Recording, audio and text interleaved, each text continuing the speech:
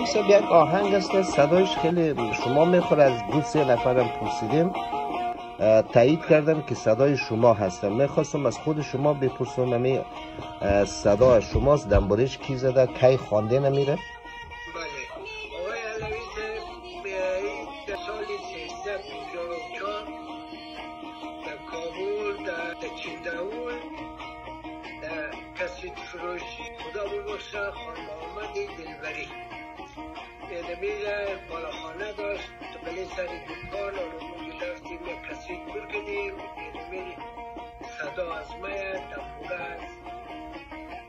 از مرحوم دلبری. امی آهنگی که صدای نمی پشت خانه من بله صدای نی و پشت خانه من خوب. میدامد در جانانه من. امی را در جاغورم خوانده بودین امی آهنگ در با دنبال بله با دنبال کی خوانده بودین این آهنگ را؟ با دنبوله محمد علی کشکی یک ساختمان بود در لب دریا بنام کلوب. اولین قصیده که پر کردیم دمونجی پر کردیم دمونجی هم خوانده بودیم همراه محمد علی کشکی بچه خانزوار علی مدد خان کولدی در پشاور گم شد بیچاره.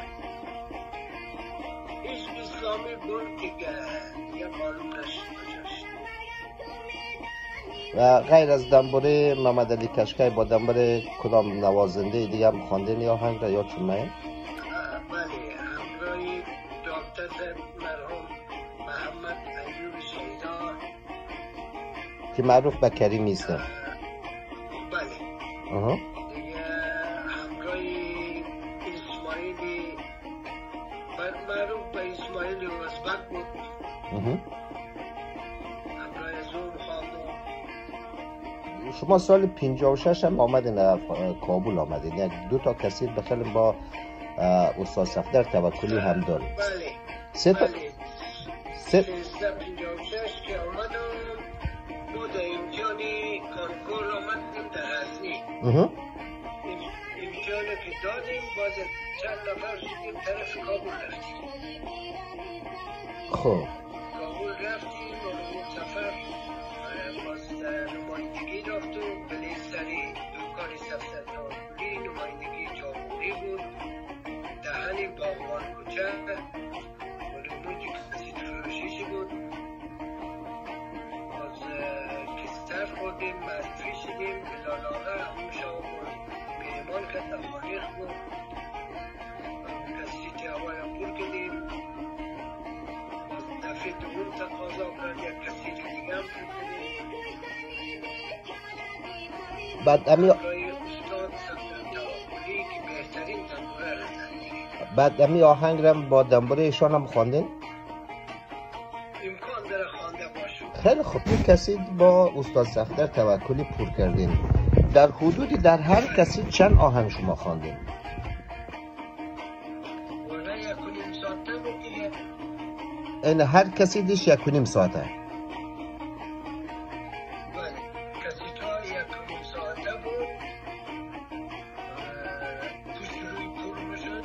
بعد ایمی آهنگایی که شما با استاد صفدر توکلی خوانده بودین، این آهنگ ها را چی تعدادی آهنگای قدیمی شما بود، چی تعداد هم آهنگای جدید خواندین با استاد صفدر توکلی؟ جدید فقط یک دانش یادم مانده همون گل افروز خواندم. این قبل از او شما هم آهنگ ثبت کرده بودین تا جایی که در مصاحبه اولتان هم من شنیده بودم 33 کسی گفته بودین؟ 33 کسی در شماره 1 تا 33 در وطن پر کردیم همراه استاد کریمی و اسماعیل محمد علی کشکی خدا رحمت کنه برادرش محمد باقر با همینا پر کردن.